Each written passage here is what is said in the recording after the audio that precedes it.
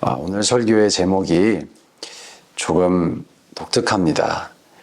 바보 하나님이라고 해봤어요. 바보 하나님. 탕부 하나님이라는 표현이 있습니다. 거기서 좀 영감을 얻었는데요. 탕자, 돌아온 탕자 우리 잘 아시죠? 낭비한다. 그래서 탕자인데 탕부 하나님이라는 의미가 하나님께서 너무 낭비하시는 하나님이시다. 너무 퍼주신다. 너무 은혜를 많이 퍼주신다. 그런 의미가 담겨 있습니다. 그래서 이 바보 하나님, 사실 설교 제목만 보면 이거 신성모독 아닌가 그렇게도 생각될 수도 있는데 한번 들어보시기 바랍니다. 그냥 바보 이러면 좋은 뉘앙스가 아닐 수도 있겠죠. 그런데 그 앞에 한 단어만 넣으면, 한 글자만 넣으면 의미가 달라질 때가 있어요. 딸바보. 그렇죠? 더 이상 나쁜 의미가 아닙니다. 이런 점에서 하나님은 바보 하나님이세요. 우리에게 사랑이 빠지신 바보 하나님이세요. 호세아서는 바로 그 사실을 증명하고 있습니다. 여러분들 잘 아시는 것처럼 호세아가 지금 고멜이라고 하는 창녀에게 장가를 들라는 하나님의 명령을 받습니다. 너무 충격적인 사건입니다. 거룩한 선지자가 창녀에게 장가를 간다.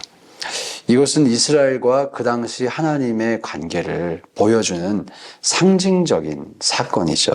그것을 보여주기 위해서 하나님께서 너가 장가를 가라라고 말씀하셨어요. 그런데 하나님께서 도대체 왜 이렇게까지 하실까? 우리가 그 질문을 한번 던져봐야 합니다. 당시 호세아가 활동하던 이 북이스라엘은 오늘 본문이 증거하는 것처럼 여로보암이라는 왕이 통치할 때였습니다. 여로보암 2세 말기에 이제 호세아가 활동했는데 그때가 이스라엘이 역사적으로 부국 강병을 누리던 시절이었어요. 꽤나 잘 나갔습니다. 경제가 너무 좋았고요. 뭘 해도 흑자를 받고요. 근데 그때나 지금이나 모두가 부유하고 또 배가 부르고 등이 따시면 하나님 말씀과 가까워지기가 쉽지가 않습니다. 호세아가 바로 그때 회개하라라는 말씀을 선포해요. 그런데 사람들에게 이게 잘 들릴 리가 없죠. 지금 너무 삶이 펀하고 인조이하고 배가 부르고 등이 따뜻하니까 지적으로는 동의할지라도 심적으로 동의하지 않습니다. 그들은 이렇게 호세아의 심판의 메시지를 무시했어요. 실제로 대부분이 무시하였습니다.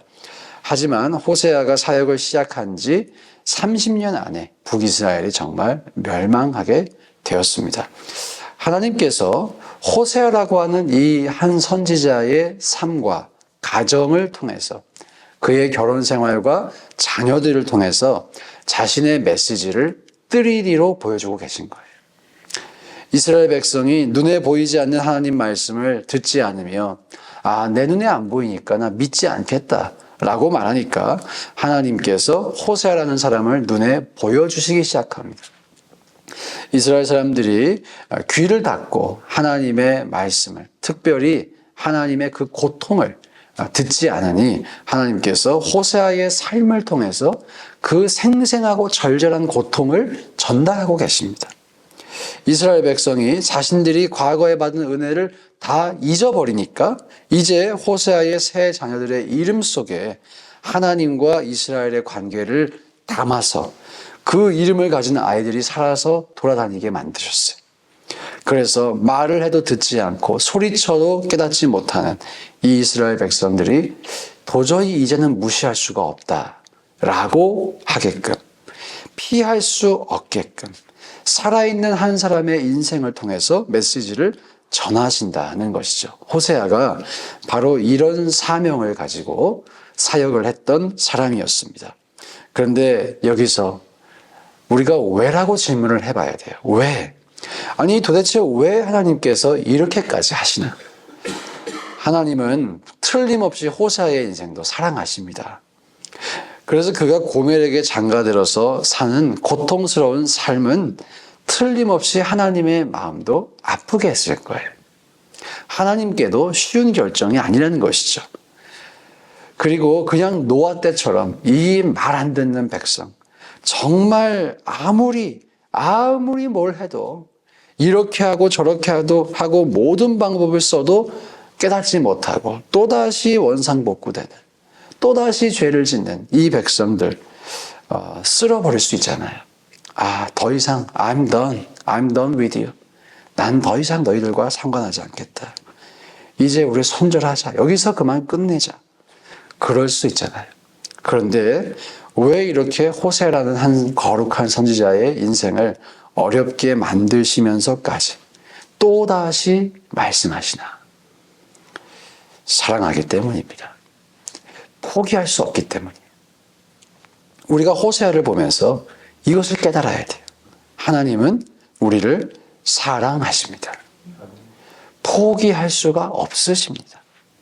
마치 바보처럼 또 사랑하고 또 상처받고 또 기회를 주고 또 배신당하고 그럼에도 불구하고 다시 사랑해 주세요. 오늘 우리가 이 호세아를 묵상하며 이 깊고도 넓은 그리고 이해가 안 되는 하나님의 사랑을 믿어야 합니다. 받아들여야 합니다. 제게도 신앙생활을 하면 할수록 다가오는 수수께끼가 있어요. 하나님께서 나를 왜 사랑해 주실까?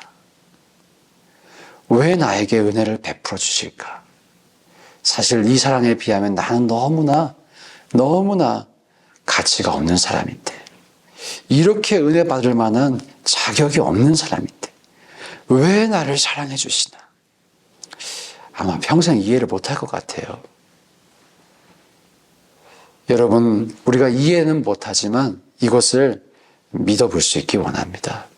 받아들여 볼 수 있기 원합니다. 그리고 조금이나마 그 은혜의 깊이를 우리가 알아가는 삶을 살 수 있기를 소망합니다. 나를 향해 바보가 되신 하나님을 또 역이용하려고 하지 말고 이제는 좀 그분의 마음을 조금이나마 기쁘시게 하는 인생을 살아야 할 줄로 믿습니다. 그래서 우리가 결단하기를 원합니다. 네, 우리 또 넘어질 것 알죠. 또 실수할 것 알죠. 완벽하지 않은 것 압니다. 이렇게 결단해도 완벽해지지 못하는 것 알지만 우리가 결단하기를 원해요. 그걸 기억하기를 원해요. 타락한 이스라엘도 바보처럼 사랑해 주시는 하나님께서 결단을 하고 주님 뜻대로 살아볼게요. 그런 우리를 버리실까요? 절대로 버리지 않습니다. 우리를 향한 사랑을 조금이라도 철회하실까요? 결코 철회하지 않으십니다. 도리어 지지하시죠. 우리가 이 사실을 알고 있잖아요. 적어도 우리가 이것을 안다면 우리에겐 책임이 있습니다. 하나님을 더 이상 바보로 만들면 안 되는 책임이 있어요.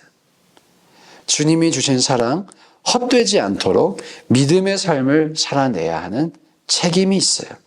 또 죄와 싸워야 하는 책임이 있어요. 더 이상 내가 이 죄에 머무를 수 없다는 결단이 있어야 한다는 것이죠. 변화되겠다는 결단, 완벽할 수 없지만 그래도 어제보다는 오늘 내가 더 나은 사람이 돼야지. 오늘보다는 내일 내가 더 주님을 닮아가야지. 오늘 이 새벽에 이 결단이 우리 모두에게 있기를 주의 이름으로 축복합니다. 함께 기도하실 때 받은 말씀 가지시고